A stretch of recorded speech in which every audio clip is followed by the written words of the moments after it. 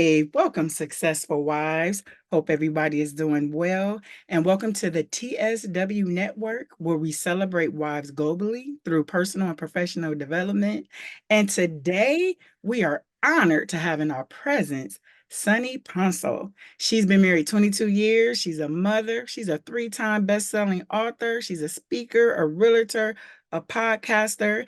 Her podcast is host of Neighborhood Jams, and she is like every woman. Okay, we're gonna get into that today. Welcome, Sunny. What's Hi, up? Let's go. how Let's are you go. doing? How are I you am doing doing? well, doing well. Awesome, awesome. Awesome. We are so honored to have you. So I want to talk about this three-time best-selling author. What is your book or books? And Okay. tell us about that journey of writing your books. What's the titles? Well, the first book is Women Building Wealth, Networkology, Women Building Wealth One Business at a Time. It did go Amazon as number one, published under the leadership with Santana Global. And then, of course, I would go on to publish Resilience. If Resilience was a person, and then it's another book that I can't think off right at the top of my head because I didn't bring all my books here with me. I should have brought those with me. But that's what happens when you're part of a lot of anthologies. And I have two more that I've just become a part of. Fragments of a Woman is going to be coming out, and then Rebirth of a Woman. So I did the second part, Rebirth. I wasn't a part of the first one, but I'm a part of the second one and the third one that's getting ready to come out. Okay, all right. Wait a minute. Go back to the wealth of Networkology. yeah. What's that? Wealth? Yes. Okay. So networkology is a collaboration of us women that are pretty much out of here in Oklahoma, some other comes up, some other states, and it's basically understanding that we as women have to network. And my particular chapter discussed your net worth comes from your network. So you have to network in order to grow your business and to order to grow in actual career or anywhere or anything. So if you're not networking, you're not going to network. So that was what my chapter was particularly on. I love that. You're not networking. Yeah, you're not growing. You're So not growing. Yes. not growing. Okay, well, that leads us into your realtor. And so I have my notes here. You are a $1 million top producing broker associate for a real Yes. estate company. So, sis, help us. How we gonna get in the lane? How we gonna talk to so us? so for the last 10 years, I just scratched 10 years as a real estate agent in the real estate industry for Oklahoma. And the last 2 years was a very tough challenge for me because I'm one of those that I like to excel at everything that I do. And so I'm trying to figure out what is the top level that I can go to next after being a real estate agent. And so the next level from being a real estate agent was a broker. And so the last 2 years has been trying after going through two test exams and multiple tests. Finally, I've obtained my broker associate license, and so now working alongside with my brokerage, understanding the role and how to fulfill the roles and duties as a broker. I'm one of those that I don't like to just jump right into it and not know what I'm going through and what I'm doing. I'm kind of treating it like an on-the-job training. So taking the next few months, 6 months to a couple of years, however long God says it's time. And then once He opens those doors for me to open my own brokerage, then I will do so. But as of right now, I'm just enjoying being the broker associate, learning that role, fulfilling the role as a real estate agent, servicing buyers and sellers. And then, of course, I work with local, not just local of Oklahoma, but I do have some national relocation partner teams that I work with also. So I've done some transactions in Texas, in South Carolina, and I'm adding a few more states to my relocation team. That way I can service them as they're coming out of Oklahoma and as they're coming into Oklahoma. So it's a great transition. But total 15 years altogether in real estate. I've done 5 years as lending. So I call it the money to the Okay. transaction. And now I have the keys to the city. So securing keys to people's home. Okay. So would you say, because I'm a novice, so forgive my naivete. People ask this question: Is it a buyer's market? Is it a seller's market? We know what happened with COVID, but Mhm. even in COVID, I always say when it's disasters like that, follow the money. Yes. Somebody is still making money. So Yes. somebody's Well, still and making money. I'll tell you, it's one of those things, DC, that it it's never a buyer or seller's market. You know, people, when I teach my home buyer classes, that's one of the things I always educate. It's one of those that you can't ask when it's a, you know, is it technically a buyer seller's market? The time to buy is when you're credit worthy and you've saved some money, you know, that you can purchase a home. That's when you want to purchase a home. Right now, I'm educating my buyers that you want to date the rate. Don't be hawking Mm, on the interest rate, because what happened in 2020 before the COVID, we were in the 2 and 3% interest rates, and everybody is hoping and praying that we go back to that interest rate, but it's not going to happen. And so if you're interested in purchasing a home, now's the time to do it. Especially while we're in election year where the interest rates are currently fluctuating right now. But it's to understand that you have set yourself in a position to where you've saved some money, to where you've gotten your credit, to where you can actually use down payment assistance programs here in the state of Oklahoma, and then securing your money back. And then once you've saved up your thousands of dollars, and people are getting tax returns right now. So if you mhm. want to break those generational curses, that's the time to start buying your home. Okay. And always selling your home is going to always be great. You know, you don't, there's never not a time to not sell. It's just don't sit on it. You know, if you're at that moment where I need to go ahead and make this move, I need to go ahead and transition either out of state or transition to another school district. Spring season is home buying season, and that's reason why is because people are coming out of school. We're on spring break right now. So as people are getting through spring break and through the end of May, this is the highest time where people are buying homes and selling homes, because people are trying to get in certain school School districts. And districts. so, yeah, Mhm.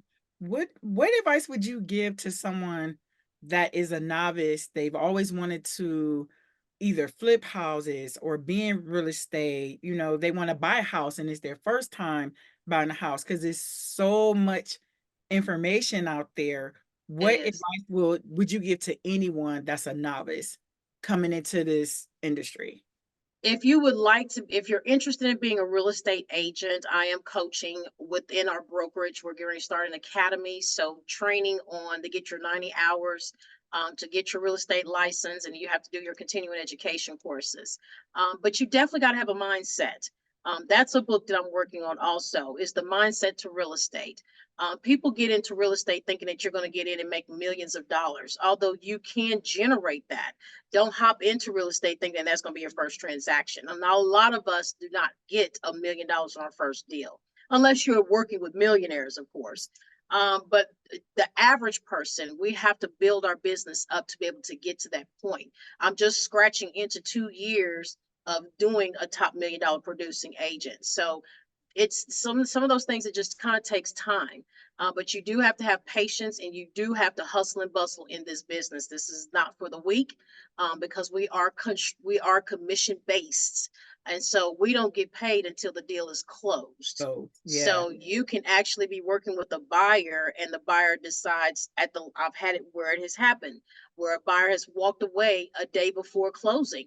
So because we walked away, that was a commission check that was now there, is now gone. So you have to have those months of reserves, and we try to educate people, that are wanting to step into the real estate industry. At least save at least 6 months of your bills set aside to take care of those things while you're building up your real estate business. And if you're pretty aggressive, then you should do very well within that first 6 months, and then coast after that. Mhm. But definitely coming into it, you have to have the mindset, have to have the willing to take your mind off the commission Okay. and put your focus on the client. Yeah. Because when you're doing what you love to do, the funds will follow, the money will Yes. follow, Yeah. right? So Yeah. if you're just after the money, then you're in it for the wrong reasons. And so I like to say, get out the way. You know, don't come in the industry trying to disrupt it. It is what it is. Right. Now, doing real estate, there's so many different layers to it. You could be a real estate agent, you could be a mortgage lender, you can be an inspector, you could be in the title industry, an insurance agent. You could be an investor who does Airbnbs and different rental properties. So there's so many different layers to real estate, which is why it's so profitable to be in the business. But Okay. you got to have that mindset. Yeah.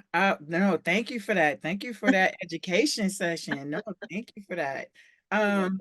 Going, yeah, I can hear the passion in your voice. Like I love it. it doesn't even sound like work, if you will. I mean, No. you people say if you Mm-mm. do something you love, is you're not working, it doesn't feel Yes. like work. So no, I Yes. hear it. I hear it. I have some ideas. I'll be talking to you offline about that. So Oh, now listen, I'm all for brainstorming, collaboration over competition. Any day, I'm always looking for yes, it. love that. Absolutely. Absolutely. So leading to your podcast, you have a podcast called Host of Neighborhood Jams. Is that Mhm. tied into your real estate, or is that more just all a community? Well, Uh, DC, I'm so glad you asked that because in 2019, after teaching homebuyer classes for the first 1 to 2 years, I kind of started enjoying it. And so it was led to, I did lives, when live started doing available at Facebook back in 2015, 2017. I was the curious person that pushed the live button, and I happened to be at a home touring, and so I started there with touring and doing lives that way and bringing homes to people on their phone that couldn't actually get out. So I would have lunch and all that good stuff, and I'm out showing houses while people are on their lunch break. So I took a spin of, okay, Lord, what do I need to do, and as to further this line? And so it opened up to be a podcaster, and so that's what started out with Neighborhood Jams with Sunny Pouncil. It is actually on YouTube. So if you're interested in following and seeing some of the episodes previously, definitely go on YouTube channel, subscribe, be a subscriber, support your sister here. And yeah. definitely check out some of the previous videos. And a lot of it you'll find is informative. I will have guest speakers coming in from the industry. So Neighborhood Jams is just that, neighborhoods that I'm actually touring, talking to lenders and inspectors and title reps and insurance agents, and giving their feedback on the actual industry, what we're dealing with now, so that people can understand what's going on. Because a lot of people don't like to read, and they don't want to care about the news. Because I mean, 1 minute you're excited, and the next minute you're sad. So who wants to look at the news? And so I try to Right. give some positive spin on Neighborhood Jams with Sunny Pouncil. So it does spearhead around real estate. And I love music. And so I put music on Right. there and kind of lighten the load a little bit, jam a little bit. And it's so exciting to see that all come together. And so rolling into that, that's what Neighborhood Jams is all about. It's educating and talking about everything real estate.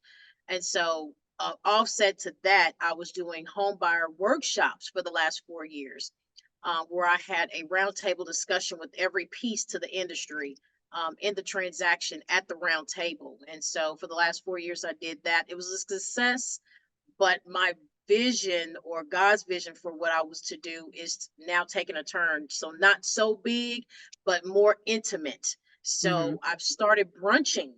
And so on the third Sunday of four times out of the year, once a quarter, I will host a brunch where it's fully catered by a chef that's here in Oklahoma. She's amazing, Vicki James from Vicky's Kitchen and Catering. And then, of course, it will have bottomless mimosas. And so I give them a journal, to where it's a 12-month calendar journal where they can actually jot their budget, their transformation, and how they're doing everything month to month, and jot down some of their ideas and brainstorm. And so that brunch is to educate them on things on Let's Talk Everything Real Estate Brunch with Sunny. So it's just a lot of things in real estate that I try to stay geared into and educate the community. So it is a community involvement with the Neighborhood Jams with Sunny Pouncil. Oh, I love that. That okay. All right. All right. So segue into the marriage. You've been married 22 years, is that correct? 22 years. Yes, ma'am. So Yes, ma'am. so let's talk about how important it is for couples to support each other's careers and, their goals and business endeavors. So how does your husband support you, and how do you guys support each other? Well, that's a great question that you're asking. I mean, girl, you rolling out these good questions, aren't you? So how my husband, let me kind of go back a little bit and come forward. My husband and I met, and we're middle school, high school sweethearts, first and foremost. I've been knowing my husband for almost 34 years now. So we dated when I was 13 and he was 15. So and then we got married when I was 26 and he was 28. So It was one of those that we separated for 8 years and then we got back together. We got married and had our two children. He has a son, so I do have a bonus son who's 30, which is Carl the third. And then of course my son comes after I've gone through the battle of 19 years of breast cancer. Mm. And so I lost my baby girl after 8 months, 35 weeks. I would carry her full term. We would get in there, and on a Monday, I would go in for the what was to be the home stretch of delivering her, and she was stillborn. And so 2 years later, God blessed me with a son. Just perfect. He's just rambunctious right now because he's 9.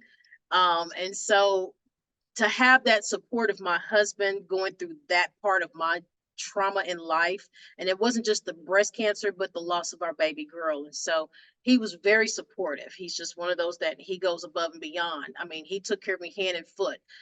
He's been through that before. This was my first go round with it. And so having him there to lean on was very important, and it was refreshing to have, because some guys may not be able to sustain and handle that, trying to Yeah. take care of you, and you're going in and out of surgeries and things of that nature. But he stood his ground and he held the fort down, and I mean, I commended him tremendously for that. He is also a part of real estate, but he does construction. So he's a general contractor. And so we got into real estate, 9 or 10 years ago, and he was doing that part of construction. I was doing the real estate side. And so it's just the partnering up team. I believe that, the opposites attract, but it's definitely one of those that if it's something he needs to do, I hold the fork down while he handles the business as far as the construction. Because now we're not just in real estate, we have a cannabis business. And so you talk about several different things of layers of what I do. I mean, I truly wear multiple hats besides being a wife and a mother. Yeah. My career path is so wide driven to where it's just real estate or it's cannabis now. And so cannabis is one of those things that it brought me through the opioids, the fight of opioids. And so I utilize that to educate people that it's medical. It has not put anybody in danger. And so I do that because it helped me get through the breast cancer, off the major pills that they wanted me to take. And so when they made it legal here in Oklahoma, it was just a great thing to start up. And so we've started that. We've been doing that now for 3 or 4 years. And so you talk about coming forward to how do we support each other with our businesses? We talk. Yeah. We have pillow talk, we have meetings, we talk openly, we discuss things that irritate each other. Mm. It's not always going to be peachy and cream, but let Mm. me tell you, if you can take that moment to sit and have that conversation, it's Yeah. so important because that's the healthy part of any marriage is communication. Yeah. Um, and I mean, he supports me in whatever I do. And so, and then I in turn support him in whatever he does. And so it tends to work out. Mhm. Mhm. I that wow. First let me just say condolences. Um Thank I didn't know you. that. Condolences. Like I can't even begin to imagine It's condolences. tough. It's tough. And I still think about it every day, but she'll Yeah, be of 11, course. 11, C4B 10. She'll be 12 in October. So it still feels like brand new, but God, you know what I mean? Yes. He knows what he's doing. He made no mistakes. And obviously there were some things that was with her that I probably would have had to deal with had she been still living. So I don't know if she would have had any kind of deficiencies or any kind of health illnesses or things like that because she took the biggest hit after my battle with breast cancer. So, according to the vision of what my husband saw, I didn't get to see, but Okay. apparently she took a big hit, and so I'm good with it. I had to be good with it because I've always asked God, like He took me through breast cancer, He took me through the death of the baby girl. Why me? And so He always whispers real softly in my ear, "Why not you? I need you to be a test. Your test is a testimony to someone else. Let them know that they too can get through this." Mm. So it's a sad time, but it's one of those I can proudly stand with my shoulders back that I know she's watching over us. Her name is Angel, by the way. Daddy named her. And Angel. so I know we have a guardian angel watching over us. And so I'm just truly grateful for that. I mean, it'd been great for her to be here. There's times I'm looking for that nail buddy, go to the nail shop, that hairstyle shop, those were things I was looking for, but I get to do the opposite now because I have my son. And so I'm actually great. And so I just thank God I don't look like what I've been through. True. Absolutely wonderful. How's your husband doing? How He's does he good. feel? How's he? Um, he's one of those, he's 6'3" and about 280 or so. So being a big guy, he's got broad shoulders. He's one of those that he likes to put everything on his shoulders. If you put in his own words, he likes the smoke. And it's like, oh, why would you like all the smoke? Anything that goes bad, he wants to take it. Anything that's going a different direction that people like to have confrontational, he wants to take it. He's become this great diffuser. If there's a real big situation, because not only things that we're doing now, we're adding youth into our lives now, being a part of a youth organization, which is the Young Gifted, and at YGA stands for Young Gifted Athletes. Okay. And we did that because our son is now active in sports, and we used to have a sports organization, OKC Wolverines, probably about 10 so years ago. Well, before COVID is what cut us down as far as practice facilities and things like that with our basketball squad. But we had a football organization of 5 running teams, and that started with my bonus son. And then when Okay. he got of age, we kept carrying it on. And so up until 2020, and we cut it out. And then here come our son. Now he's of age playing sports. And so now we're back into it again. So it keeps us young. And so it's one of those that he carries a lot on his shoulders too. But again, it's one of those that we have to support each other. So we try to find time to create date nights, to try to find family nights, to just have some quiet time, whether it's just cuddled up and just hanging out in each other's enjoyment. So it's a lot on both of our plates, and we're always constantly going 50 miles an hour different directions, but we try to make sure we come back to the middle and have some time for us. No, that's good, which leads me to my segue to the next question about self-care. What is your Mhm. what is your self-care routine, and how do you practice that, and how do you contribute your well-being um in terms of having a healthy marriage? Well, I'll tell you, I'm not the perfect person with self-care because it's not enough time in the day or in the weeks or in the months to try to take out. So my self-care to me is to take my time to get my nails done. It takes generally a 2-hour appointment for that. My hair, when I go get my hair braided, it's generally about 3, 4 hours. I try to utilize those times as my self-care time.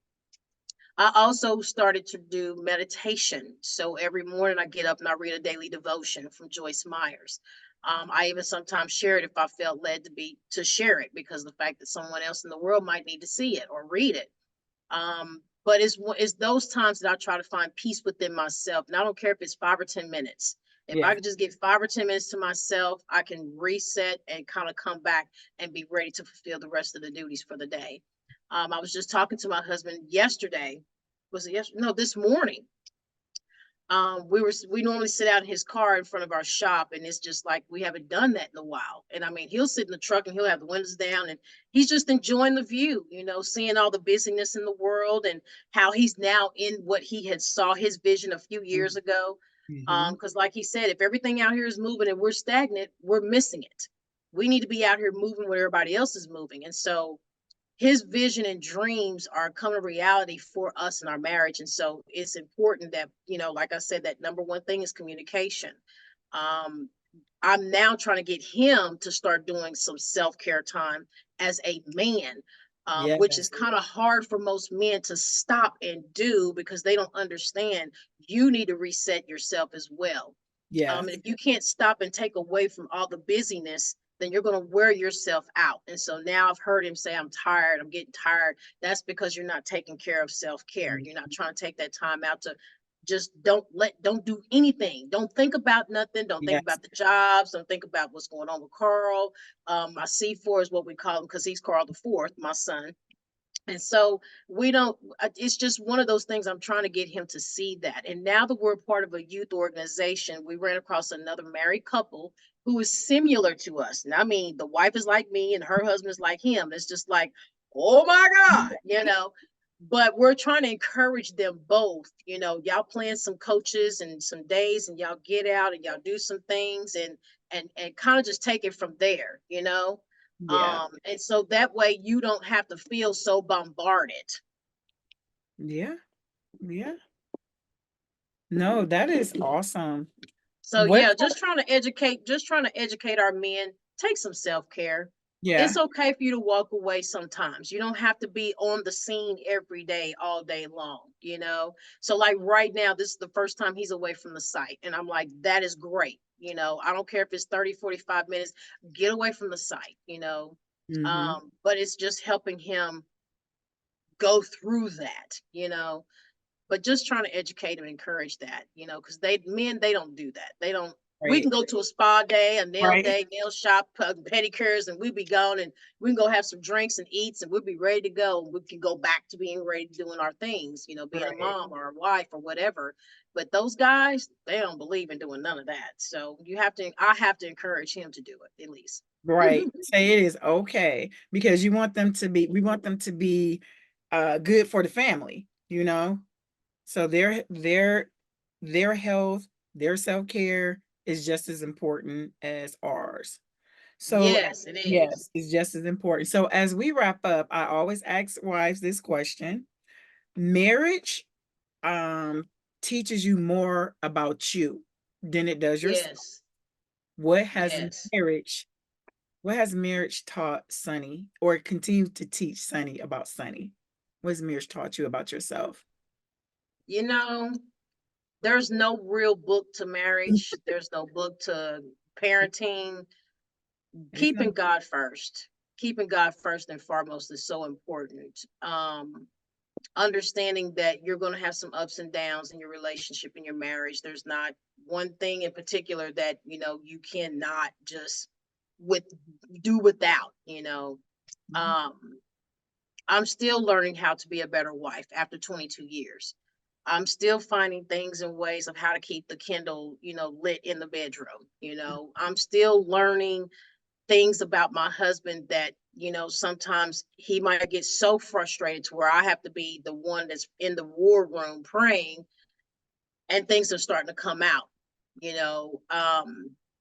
It's just really one of those that as a woman, it seems like God knew that we had a whole lot that we were going to endure. And so whether they're talking crazy or acting crazy, or, you know, they got their up days, they got their down days, you know, we tend to have to take that on our shoulders. Um, and of course, it's just still learning, you know. It's like I said, it's not a Or it's not book a to this. period. It's not a Yeah. period. It's it's not, Yeah, yeah, it's it's a comma, a ongoing. semicolon, and it keeps Like, I'm yes, still learning. I'm still learning. No, and yes, that is the truth because marriage is seasons. We go through seasons and we grow. We should be growing together. You know, we yes. grow together, still learning together because Hmm. I've been married 28 years and we've been together 32. So we've been together Right. since we were 22 years old. Oh, wow. I'm not with that 22-year-old girl. He's not that 22-year-old boy. So Right. it's a blessing. Even in our mountain highs and valley lows, the blessing is we grew together. You know, Right. kids, we grew together. So it's Yes. always, seasons. So you go and you grow through seasons. So Hmm. that's the blessing of it, that we're still here. That we're still here. Yes. Hallelujah, We haven't still choked each other out. You ain't saw us on 549, channel 25. We're still here. That means still we're here. still working through it all out. Yes, Yes, absolutely. yes, absolutely. All right. Well, it has been a blessing, a pleasure having you, Queen. I Let appreciate the people, you. yes, I appreciate you as well. Let everybody know where they can follow you. I can be followed on Facebook under Your Unique Home, Neighborhood Jams, as well as I am Sunny Ponsil. You can also follow me on TikTok. You can also follow me on Snapchat, as well as Instagram as well. And of course, always the YouTube channel for Neighborhood Jams with Sunny Ponsil. All righty. Well, guys, until next time, we'll see you later. And remember, wives, you define your own success. Amen. Okay. Amen. Amen. Until next time. Bye-bye. Bye-bye.